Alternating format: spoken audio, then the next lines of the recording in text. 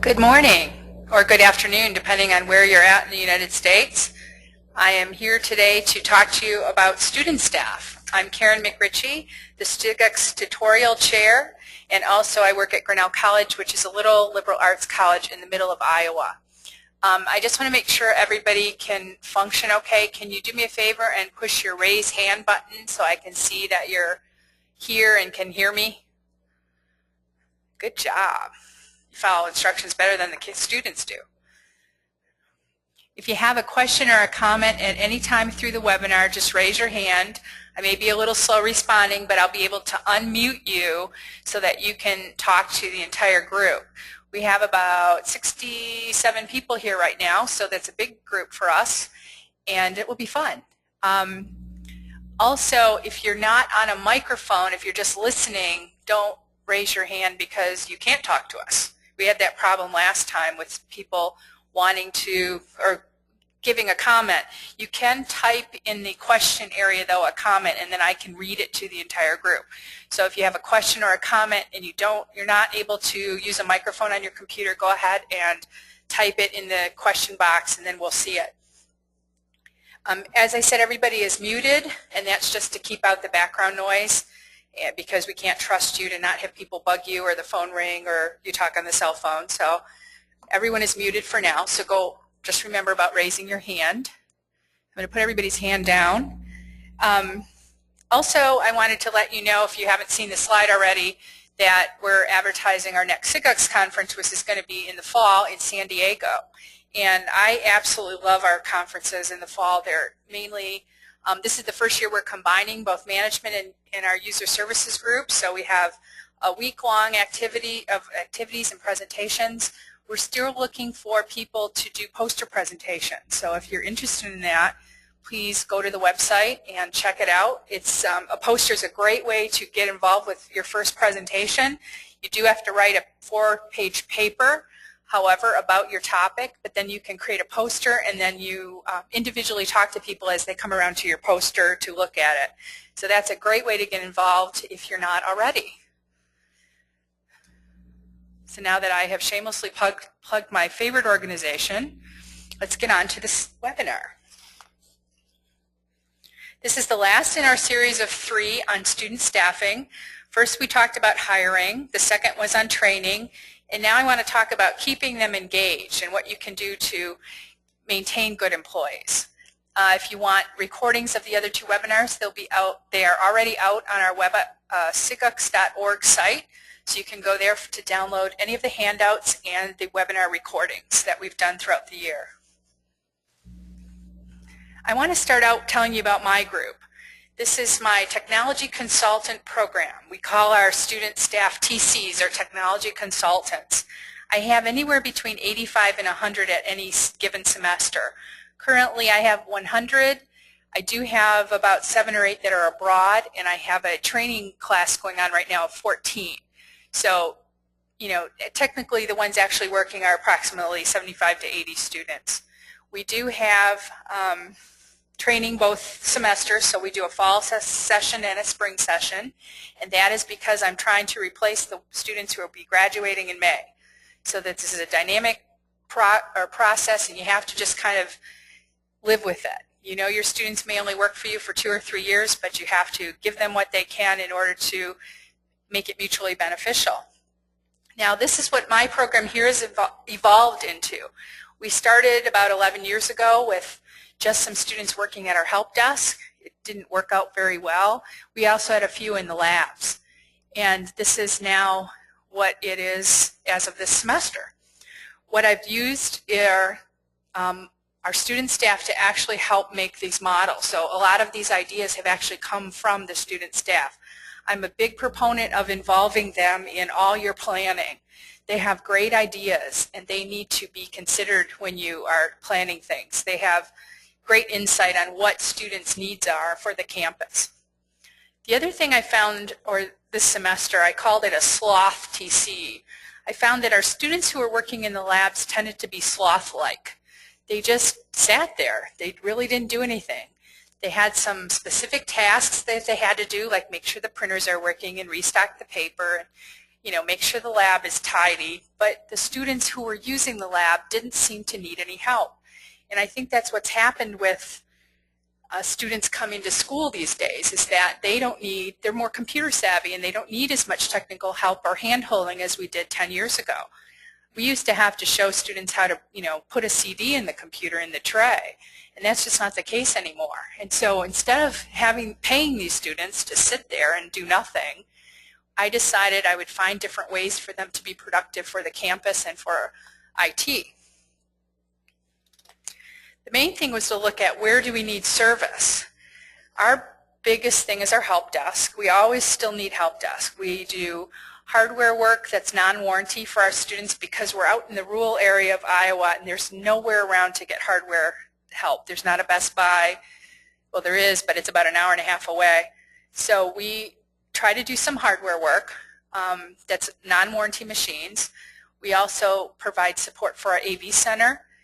We have a internal system administrator. We run a database, a time payroll system.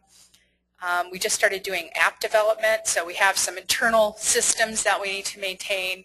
We also, one of the big proponents that I felt our needs lied was in education, and that's education both with our current staff and also the general student body. So we created a group or a team to work on educational things. The other thing we started just this last year was community service. Grinnell College is a big proponent of social justice and volunteering. And so in order to kind of fulfill that same philosophy, we decided that we would provide volunteer work for the local school systems.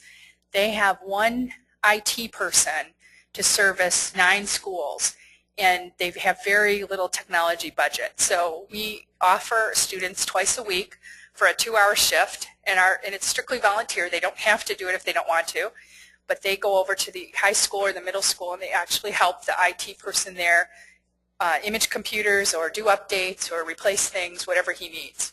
And so that's been very successful this last year as well. So now you've hired good people, or at least you think you have, and you've hopefully trained them. Now what do you do with them? What we're going to do is talk about engaging them, and this results in lower attrition, so you have less people quitting and going on to other jobs on campus. It also if you have low attrition, you have less training, which is less time for you. It's great marketing. When you have a cool job on campus that everybody wants, you don't have to worry about obtaining applications. When you put out the word that you're hiring, you get a bunch of applications. And also, if the students are engaged more, just as we are in our jobs, we perform better. So I think part of the issue is keeping them engaged so that their performance is something that benefits you. Think about why students work for ITS. They have experience, or they get the experience, they get some training, there's money. What other ideas do you think that they work for, or why do they work for you in your ITS department? You got to raise your hand if you want to speak. Okay. Jerry, go ahead. Jerry? I think probably the primary reason is that a lot of the folks that we have are kind of geeks anyway, so finding individuals to work with that have the same interest is one of the primary reasons. Good, so interesting to geeks. That's a good one. I didn't think about that. Thank you. Ivy, go ahead.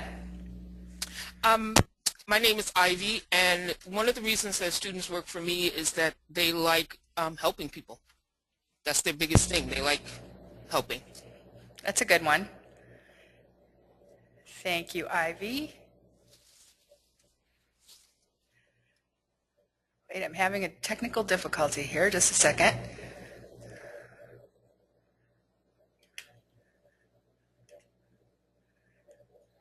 Okay, now we have Kendra. Kendra's on the phone. Go ahead, Kendra. Hi. So I'm from a small school, and we bring in freshmen that we have no experience with previously, and so a lot of them aren't the computer geeks. And they start with us because it's better than food services, but then they stay with us for the same reason that Ivy mentioned. It's once they get started to get the training, they like helping people a lot.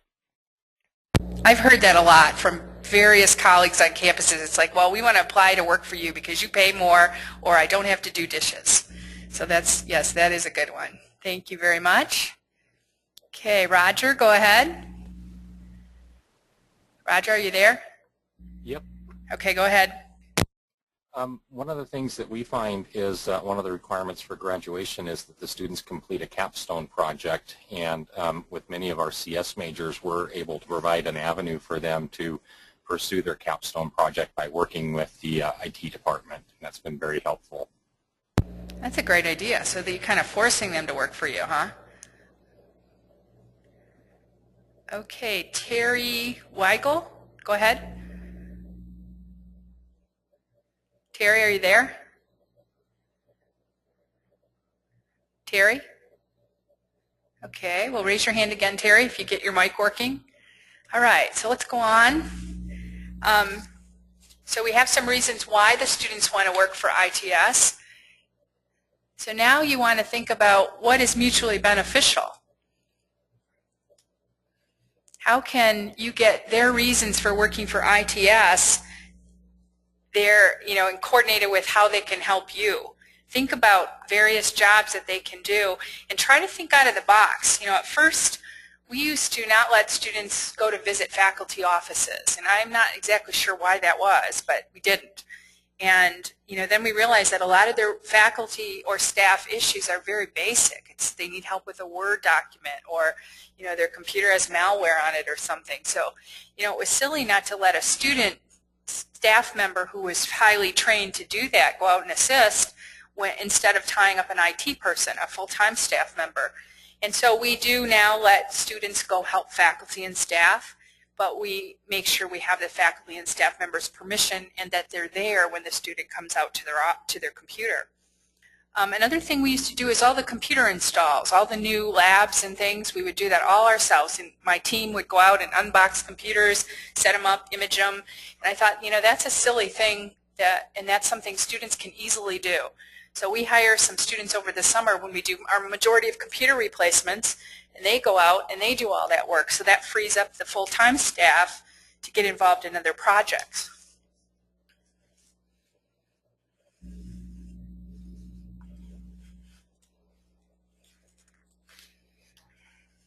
Think about also what makes you engage with your job, if you do engage with your job. Now, I know some of you are probably just looking for another job and you're just there for the meantime right now, but think about what kinds of things make you want to work and enjoy your job. And these are the same kind of things that the students will be motivated with also. They're not really that much different from us. The only difference is that they're looking for another job. Well, maybe you're looking for another job too, but so that's not really a difference. But they're looking for something full-time after graduation, and you are probably, in a position where you'll stay a few years.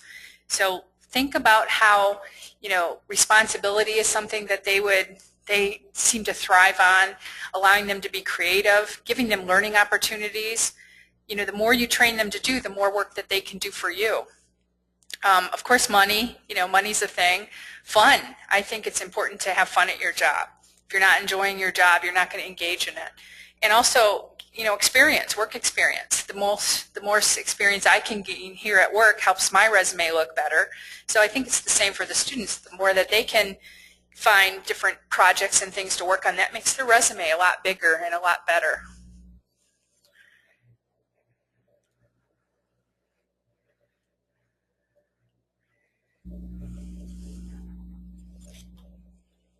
Also, think about the terminology, what's in it for me? The WIFM. I don't know how many of you have heard that statement before. Students, the 20-something generation wants to know what's in it for them. I think that's not a bad philosophy, actually. I would like to know, I want to make sure that my job and the work I'm doing, I'm getting something out of it as well. So make sure that you're giving them something out of that, out of the training or learning or job that you've given them to do, so that it's beneficial to them. Remember, the more you train them and the more they learn, the more they can do. So a lot of colleagues of mine will say, well, I don't have time to do this. I don't have time to do training. Find ways to give time to do training. train other students to train them, train the group, so that it's not always one person's job, because the more that they learn, the more they can actually do for you later and for your team. Remember, engaged workers are more productive. They have a lot more interest in what they're doing. For a lot of them, some of the skills you teach them, that's a new thing, and so they're very engaged in it. It's not kind of a doldrum thing that like we've been doing for all these years. Also, using the students is a lot lower of a cost than using your full-time staff. So you can find ways to stick students into jobs that your full-time staff used to do, and that's a lot lower cost, and you then free up the full-time staff to do other things.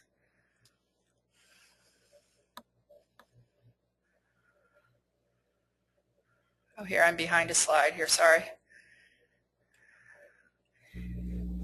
Remember, too, that the students are only with you for a short period of time. I try to get them first years coming in. We market heavily to our first-year students. We only accept first and second years to give applications. I don't want to spend a lot of time training them if they're only going to stay for a year.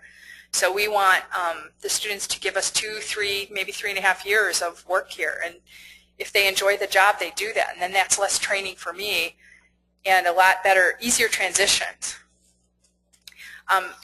Some of the things that they want would be ITS experience. Some of them are going into ITS jobs.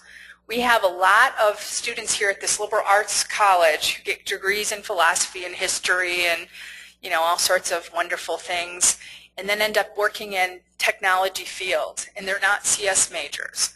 And I'm kind of proud of that. I had a student last year, graduated in May. I got a call from a recruiter in Washington, D.C., and we were talking about this one student. They were checking their references, and I said, well, what kind of a job is he applying for? And she explained to me, she said, it's really hard now because there's so many people looking for jobs, but this is an entry-level job. They had 4 college graduates. They all basically had the same type of degree, and this one student that came from Grinnell had 3 years of help desk experience, so that was a lot more than the other 3 candidates had. So he ended up getting this job, and he's now working at the Pentagon doing tech support. And so there's things like that that make the job something that they're interested in, and then it will automatically benefit you. Teamwork, that's another thing. I believe the more you teach them teamwork and working together, the more reliable they become. We have students who, they become part of kind of a culture, and so they're not going to be late to their shift because they know their friend is there, and that will make them late. And so we find that there's a little bit more responsibility when they become part of a team and they feel like they're part of a team. I also provide several leadership opportunities to my group. So this allows those who are interested to get some practice being supervisors and get some working in a kind of a safe environment where they can have experience maybe working on a project. As I told you, we have an app development team that we just started this semester. So I have 5 students who are CS majors, computer science majors, who are working on Android and iOS development. And right now we're going to just start with some applications that benefit our group. So we're going to have a thing like a dining services menu and a way to look at the TC directory on your iPhone. But this is something we'll eventually maybe open up to the campus, but it's also a lot of good experience for students who are wanting to go into this computer science field. We have a lot of fun too. This group that I have, I think fun is important, and the more we socialize together, the more they become a unit. And so we do things like go to the pumpkin farm, and we have bowling, and we just get together and do things that don't cost any money, like a potluck. We provide a lot of learning experiences so that they're given training where they want to have training. They're not forced to have training. I mean, they're forced to have training if they want the job, but as far as our additional certifications, no one is forced to do that. It's something if they want to, they can, and also rewarding. One of the things we want to talk about a little bit later is how can you reward your students, especially when you don't have any money. We don't have a lot of money for this type of thing, but there are ways you can do rewards to them so that they feel like they're doing something special and there's some gratitude there for them.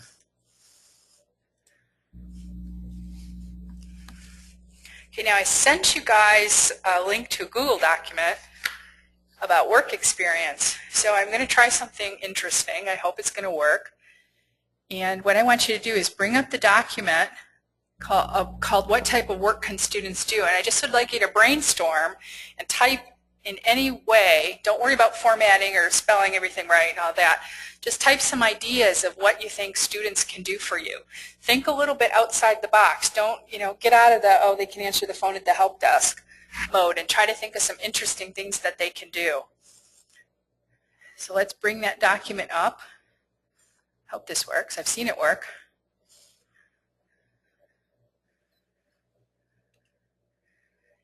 There we go. And so go ahead and write some ideas, type some ideas in there. We've already have quite a few of them. And see what we can come up with. I want to probably go down to the bottom.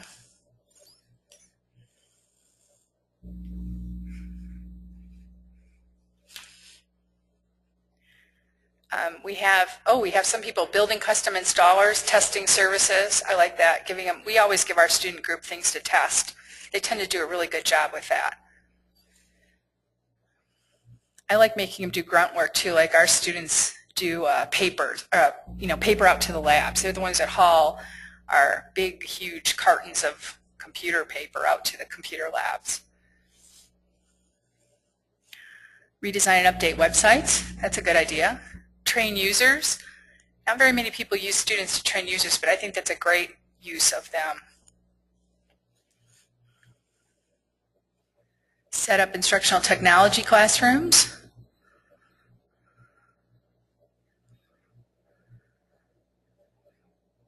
We have our students working in AV as well, so they respond to AV problems or AV questions, problems in the classrooms as classes are going on. Inventory is a great one. I use students every summer to do inventory and actually teach them how to enter the information into our database system. We use a system called KBox, which is now owned by Dell, and it's a great system for having machines check in, but we send the students out to go room to room and do the work of checking every single computer, making sure it's checking in, and we have their inventory information. So there's a lot of different ways. This document will stay out here, so if you guys can add things to this, we can build a list of ideas for how you can use students. Now remember too that they're going to need training, so if you want them to do a task, like we have students unbox equipment, inventory the equipment, and image it, take it out to the labs, take out the old stuff. There's a process that they have to follow. So there is some training and supervision involved. One of our team, full-time staff, will supervise the students working in the labs. But most of the time, once you show them the process and once they're trained, they can then take on that task. And then you don't have to sit and keep training them over and over again. So think about ways that you can use them to take the burden off your full-time staff. Also, leadership. We have leadership opportunities. There are several students, especially in the ones that like technology jobs, that maybe would like leadership experience. If they get a chance to learn some supervisory skills and some management skills, that's something that will benefit them in their future career. One of the things we work on a lot is teamwork, as I told you. We do a Real Colors personality test, or personality training, where they take the test to find out what color they are, and then we sit and talk about what colors mean things and how to communicate with various colors and how do you handle conflicts and all that kind of thing, which is something that they're going to take with them throughout their career. One of the things that I like about doing some leadership training with my student leaders is that this is a mentored environment. I mentor them. Sometimes they mentor each other, but mostly I'm mentoring them or some other IT staff. But it's safe, and I tell them that. I said, we work as a team. We may make a wrong decision, but it's not the end of the world, and so it's a safe place to make mistakes. And I think that really helps with the students to know that they're not going to get fired. It's not a tragedy if a decision is made wrong. We learn how to deal with it. We accept that we did something wrong, and then we move forward.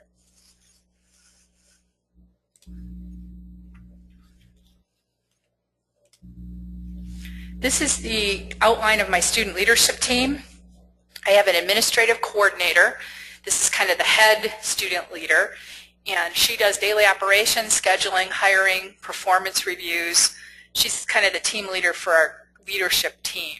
She coordinates our meetings, our agendas. It's kind of a job that, if you're familiar with Real Colors, you want someone who's goal doing this, the kind that are very highly organized and make lists. These are great people to be administrative people. She handles all sorts of disciplinary action, although we don't have very much. She enforces policies. Even though we decide things as a team, or I might decide things, she's the one that's the first contact with the actual student staff. I have 2 educational coordinators. They help with designing courses and workshops, coordinating the trainings for the new staff. They do evaluations on the new staff. They also coordinate our mentor program. And we do this thing called dorm outreach, where they go out. We have facilitators who go out into the dorms, and we do like a little snack and chat kind of thing, where we just had one on malware. So one of our student coordinators goes out and teaches the general student body a little bit about malware, and then we have cookies, and they ask questions about their computer, and it's kind of a small group, but it's a outreach to the dorms because we can't usually get students to come to a training session. They also help with our August training program, which is all our TCs come back early for 2 days of training, kind of a boot camp thing, which I know many of you also do. And we try to do some ongoing workshops throughout the year, but that's a little bit difficult due to schedules, but we still try. I have an AB Center coordinator. This is the person who oversees things at the AB Center and works with our AB director, and a help desk coordinator who oversees the help desk. Next thing about keeping the students engaged is making it fun. I think there's a lot of inexpensive ways to have fun. You can come up with some really interesting things to do. The last activity we just had right before break was we did origami sumo wrestling. And I had a student from Japan who came and taught our group how to make sumo wrestlers by folding, origami sumo wrestlers, so folding paper into sumo wrestlers. You can kind of see the picture on the lower left. It's not very big, but that's the picture of a wrestling tournament going on. So then what they do is, after they make these sumo wrestlers, they put them on, we had some cereal boxes, and we draw a circle on the cereal box, and the 2 sumo wrestlers go on this top of the cereal box, and then you tap the cereal box, and the 2 wrestlers will wrestle each other. And the first one to fall down or fall off the cereal box is the loser. And then we had an actual tournament, so the winners actually went up into the next level and to the next level until we had a sumo wrestling champion. But that was something that only cost money. I ended up getting some chips and salsa and some pop. So that only cost some food and some paper for folding, and we had a great time. These other pictures are pictures of us going to the pumpkin farm. People from big cities probably don't know what a pumpkin farm is, but here in Iowa, we have a farm where in October it's open, and you go out and you can pet the goats and see all the farm animals and go out and get your pumpkin out of the field. And they have a giant trampoline and little tricycle obstacle course. So the students had a great time at the pumpkin farm, and it ended up costing, I think, about $4 per person. Oh, they also have a corn maze, which, if you guys don't know, a corn maze is they make a giant maze in a field of corn before they do the harvest. And so this was a 3-mile long trail through this cornfield, and so they can go in there and get lost and hopefully get out in a decent time. There's usually a big thing that they can climb up in the middle of the corn maze to kind of see and get your bearings, and then you can go back down and try to find your way out. So that's something that costs $3 for each student to go, and we had about 30 students attend. I limited the number of tickets because of the budget, so we still had 30 or 35 that actually went to the pumpkin farm.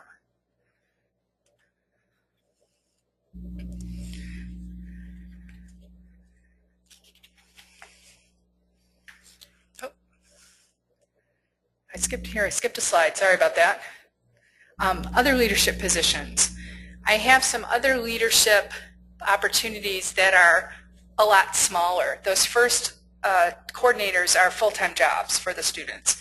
These are things that they do along with taking other shifts. So I have a lab services coordinator who supervises the students who are scheduled for lab maintenance shifts. We have someone who coordinates our volunteers that go to the schools. We have a women in technology group that's both men and women, so we have a leader for that group. We have a system administrator, a leader for the app development team, a leader to our administrator for our wiki, so that we have like a librarian who makes sure the content is accurate and the wiki pages are being updated. And then I also handle assistive technology on campus, so I have 2 assistants that help me with hardware and software for assistive technology. Sorry, I missed that slide. So learning, another thing we do, I forgot to tell you with fun, up in this corner, we have the golden disc. I purchased on eBay 500 5¼ floppy disks for about $7. So I am able to spray paint them gold, and we put funny little awards on them and hand them out at the end of the year as golden disc awards. That didn't cost very much, and it's hilarious because the students have never seen what a real floppy disk looks like. So they get this golden floppy disk that they can keep as an award. As I told you, we provide them many learning opportunities. So think about, for yourself or your own team, what learning opportunities can you give your own student staff to benefit both you and them? Ask them what they want to do. We have people who are really geeky, as Jerry said. They want to do things at the help desk. They want to take computers apart. They want to do networking. You know, they're interested in the nuts and bolts of IT. We have students who are interested more in the teaching side of IT, so we have them involved in education. We have a facilitator certification that they take a 3-hour workshop that I provide, and then they're officially a facilitator, so then they can teach our other workshops. We have, this is only for students if they want to, though, so if they're not interested in learning some more or following a particular venue, you know, or an idea for themselves, then they're not forced to. They can still work in our labs and just work at our help desk on regular shifts. We also started something this year called mobile support, where we have someone on a phone, a smartphone, that answers text messages, and we have the Meebo client out on all our computers so that they can IM if they need help, and it's someone at our help desk who's actually assigned for this mobile support. We have students that are really interested in like data recovery, and so we have them, when we have students that, you know, their computer dies, we try to recover their data off their hard drive. We have advanced training for those types of things. Okay, think about rewards. It's really easy to give out rewards that are cheap. You know, you can make cute little cards. I used to cut awards out of construction paper, you know, and write something silly on it and give it to people. As I told you, golden discs. Food, you know, the thing I saw in our Google Doc was food. Everybody loves food. I think the students will eat absolutely anything, even if there's mold growing on it.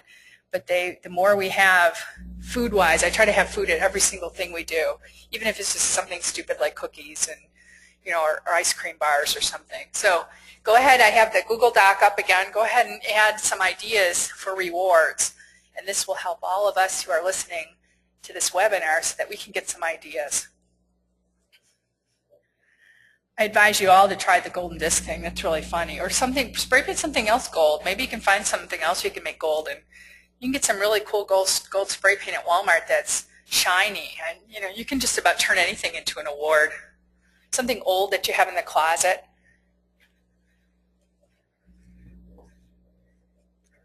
Oh, this is cool. Here's we do an end of the semester snack break, so they have snacks they can take back to their room. That's a neat idea. We used to give out gift certificates for Subway. We had this program called Subs for Subbing, because we keep track of all the students and how often they would have to take a substitute shift for someone else. And if they did 5, I think it was 5, they got a $5 coupon to Subway, but then our accounting people had to start taxing them for it. So we got away from giving them these $5 coupons for Subway.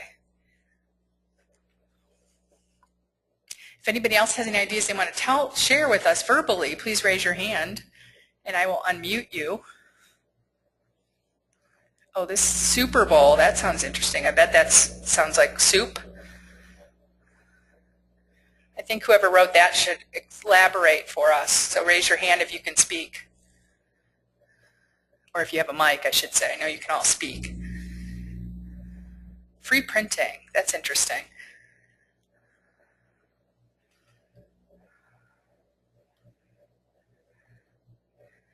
Okay, so these, I've shared all these documents in Google Docs with you guys, so feel free to go in and add things, print them out, keep them, so this is ideas that will hopefully help you coming up with ideas when you don't have a lot of money. I mean, candy even, you can buy cheap candy and hand out, and just little surprises. I keep track of, in our database, people's birthdays, and I make them a funny birthday card on the computer and send it to them, and even that's something nice that they can, they're just getting some attention. We also ask them what their favorite candy is, so that I try to visit them, or I have big dogs and they like to come visit the students, so I put a backpack on the dog and fill it with a couple of candy bars, and we go visit some students who are working and hand out candy bars. So it's, little things like that may really kind of make a difference with your students. Oh, here someone brought a t-shirt from SIGOX. I saw that. Hand out all the stuff you get free from conferences to the students. That's a great idea. It's instead of sitting it in your drawer until you throw it away. Okay, so I'm going to go back, keep editing this, you guys, so we can all share these great ideas. This little picture I have on here are these little fuzzy monsters that I get from trainerswarehouse.com, and they're like $1 a piece. And so I always have monsters available that I can quick give someone a little monster if they're having a bad day or if they did something really cool. I have lots. Trainers Warehouse is a great resource for little things, like for training, or little bendable things that you can just give people. Okay, Roger, I see your hands up. Go ahead. On our earlier slide about recruiting students, one of the things that has been helpful for us is working with the financial aid department when they do determine who the disbursements are going to go to. We get a list of all those students and we send out applications to them and get them to apply. We found that some students won't use their work-study funds. Most of those positions on campus are either in facilities or catering or something like that, and they're not looking for that kind of a position. And so to be able to offer them a work-study position in IT is something that's really attractive to them. Do you end up getting forced to hire anybody because they're on financial aid? No, not really.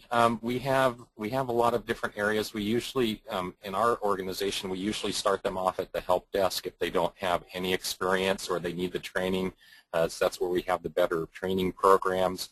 If they've got some experience, we've got other teams that require a little more technical knowledge that we can have them work on. But if it's not a good fit for us, there's plenty of other places on campus for them to work.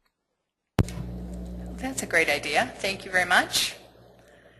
I also have a note from Jean, and I'm not going to try to pronounce your last name, Jean, where she says we have an iPad that we lend to standout students. That's a neat idea too. Let the kids get to play with an iPad. This is, most of you, I sent a document about our TC Plus achievement.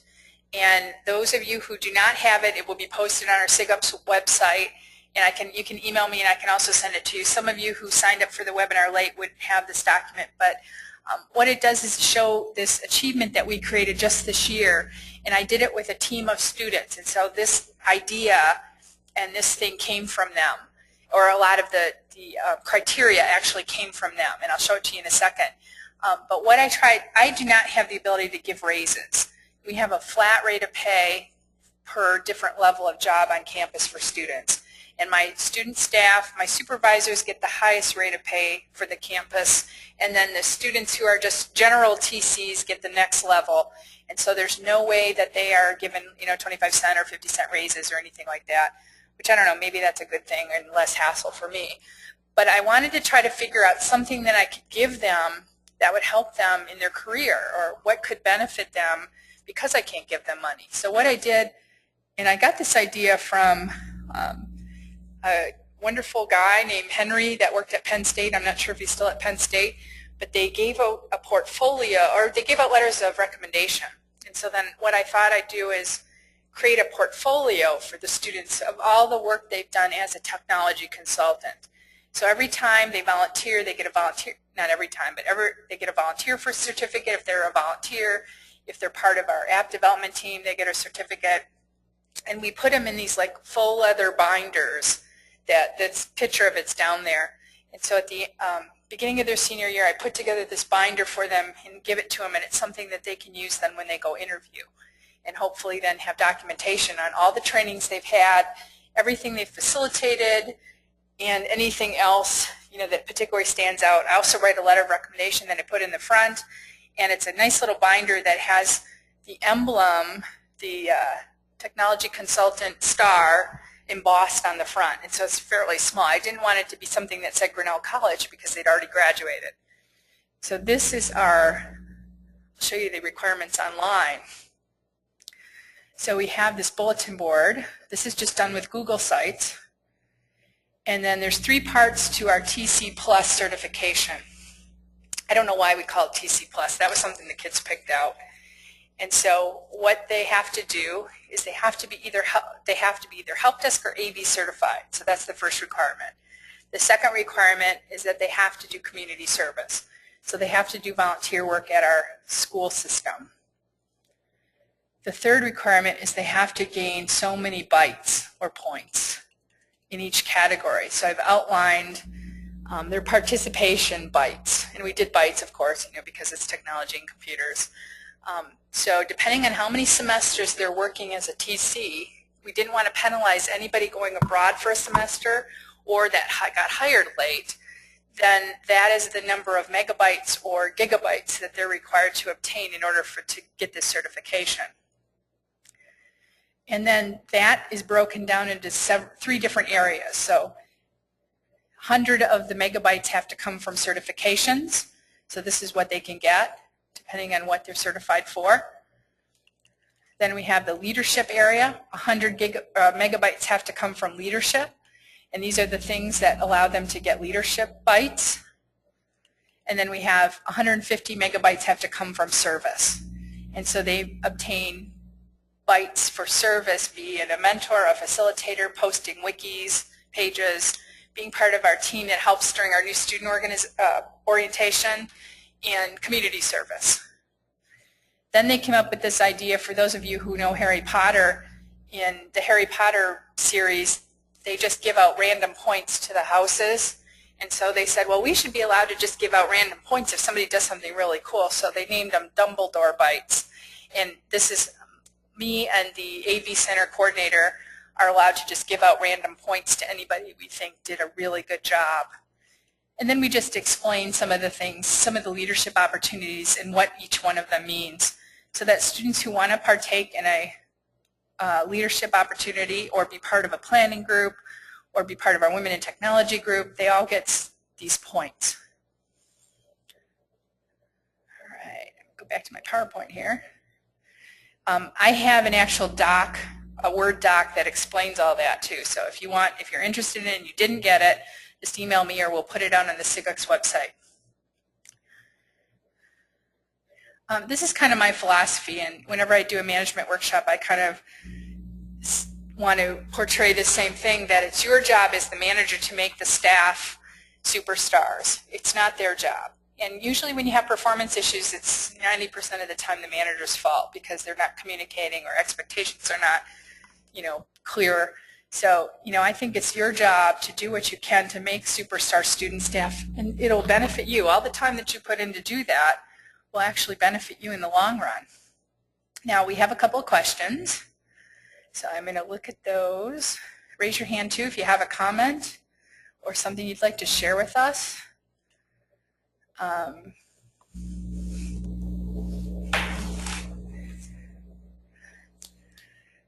We do have a problem. This is from Jean. We do have a problem that we have to hire financial aid students, and if there are no other campus jobs, they have to be placed with us. I've heard that concern from several people, that they have to hire financial aid students on work study, and that I'm not sure what you could do with that. Maybe you could share with us some ideas on the documents, or if you can, write a question that things you do, or if you have any trouble with these students, are you ending up firing them because they're not performing?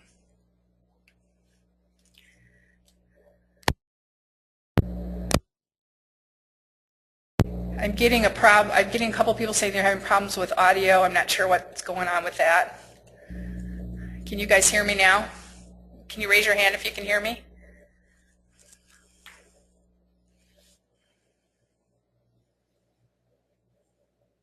It looks like we're getting, okay, looks like it's a little better. I'm not sure. Sometimes the service has audio issues, and so that's probably what's happening. The recording will be posted, as I mentioned. We'll get that out this week.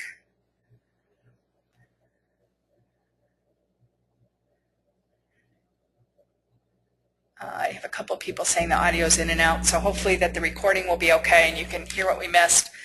I have a comment or question by Anthony. Anthony, are you there? Anthony? Oh, okay. Oh, are you guys still raising hands? Let me put all your hands down. Now if you have a question or a comment, could you raise your hand? There we go. Okay, Roger, go ahead. Earlier in the presentation, you mentioned you were talking about some of the student positions you have, and I believe one of those positions was doing performance reviews for your student employees, and that's an area that has been kind of touchy for us, having students doing performance evaluations. It's something that I think some people feel the professional staff should be doing. The other area that we get into sometimes is we do have union representation on campus for some of our IT positions, and where you get into issues where student employees are seen as doing work that the union employees should be doing, and how much of that is how much of an issue has that been for others out there? Just curious. If anybody else can comment about that, anyone else doing performance reviews and having students do that, this has not been a problem for us because the student leaders, the 4 or 5 student leaders that I have, are really considered professionals. These are not official performance reviews that go into like a HR file. The student staff is not really connected to our campus HR. And so this is something that I keep on record. It really helps me when I need to do evaluation or recommendations, when I have to write letters of recommendation. It's wonderful to be able to pull up a performance review and then look at, to try to jog my memory of what this person did. It's also really helpful for me, I actually work with the student leaders who do this. And the one that does it now mainly, what we do is we get mentor evaluations, so we have evaluations from their training. We set goals on things that we'd like them to work on. We check in half a year if possible, but at least during the next year to make sure that they're achieving those goals. So we're trying to teach them some goal setting and giving them the opportunity to ask questions and determine things, kind of like a real, I don't like using that term real, but it's like a real performance review when they get a job after campus. So this is partly a learning experience for the students, but I also coach and involved in the process with my student leader. She's not the one doing it all by herself. Does anyone else have any comments that they can share about doing performance reviews for their student staff? And or do you do them?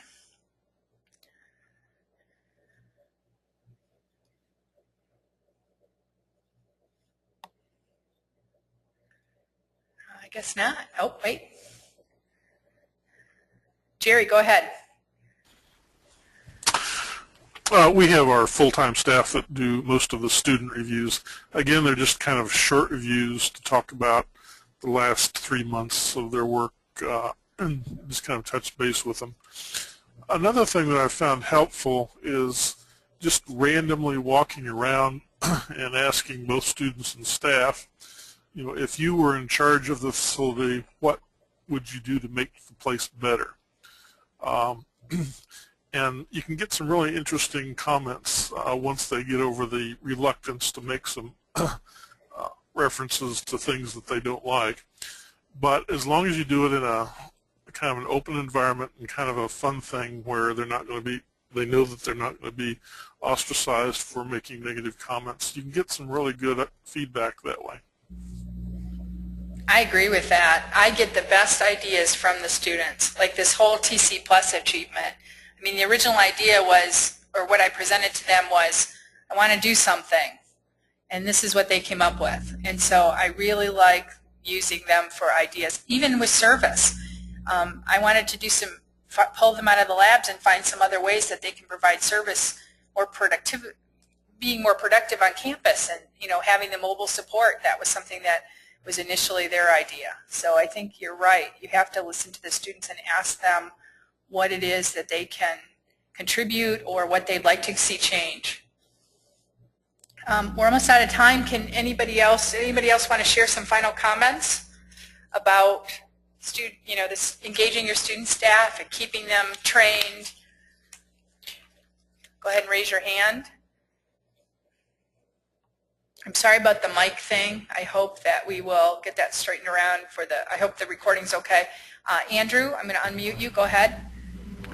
One thing that I do to engage the students and sort of help with their rollover with new groups coming in is I engage the students for the initial interviews. We get a group interview with some of the current staff, between 4 and 10 students who will sit around the table, and each new candidate will come through. And that gets them introducing and getting to know each other, and then they do actually have a hand in the process. The final decision, of course, is up to the professional staff, but they really do carry quite a bit of weight in that, and that can help establish the mentoring. Well, and you'll get better buy-in, too. So if you want to make a change and it's their idea, they're in. Mm-hmm. And every now and then we do disagree. Someone gets flying colors from one of the professional staff and universally panned by all the students, and that can make the difference. That's true. Have you ever been asked for anything weird? Asked for anything weird? Yeah, or an idea that they've come up with that you just said right off the bat, sorry, no. Nothing too weird. But they do come up with quite a few ideas, actually, for development and group building, that sort of thing, but nothing too strange. That's great. Thank you very much. Shannon also commented that they have an HR representative to teach a workshop on giving performance evaluations to our lead consultants, and the consultants go over evaluations with her before speaking with the student. That's a great idea to have someone from HR involved. I think we're going to do something like that too. That's a great idea, because I think they're sick of me. So this will give them an opportunity to meet with people who are truly professionals in HR. Michael commented that he performs reviews with his staff personally. That's a lot of work if you have a big staff. That's part of the problem, is I'm only one person and I can't review 100 people. And so that's one of the reasons why I involved our students and our mentors in this review process. I think it's important that you do a review for your student staff just so problems don't occur, so that they are clear on expectations, and this will help them then in their careers after they graduate. Josie has commented, as part of our ongoing training, she brings in staff from other departments on campus. For example, she brings in, offers Excel training once a year using instructors from Instructional Services Department, Mac training from someone in our Media Hub. I think that's a great idea. The more you can involve people that are not you, I think that's good for both the students and yourself. Plus, you're getting more experts in those areas to do the training.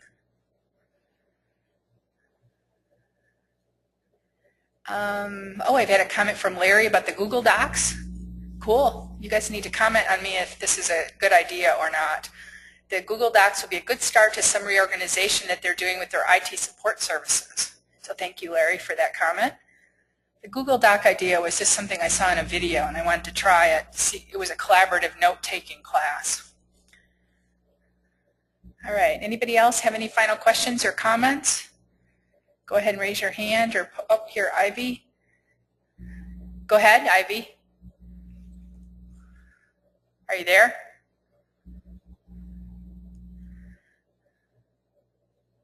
Ivy, are you there? Am I here now? Yes, now you're here. I think I'm here now. Okay, good. In the last webinar that we did, you talked a bit about your training, that you had a training manual. Do you have one that you use in the orientation? Yes. And you said that you would be willing to share that with us, but I didn't Yes. see it among the things. That's because I probably haven't updated it yet, but I will go ahead and I'll put out or send it to you guys. Just what you have. Okay. For those of us that have nothing.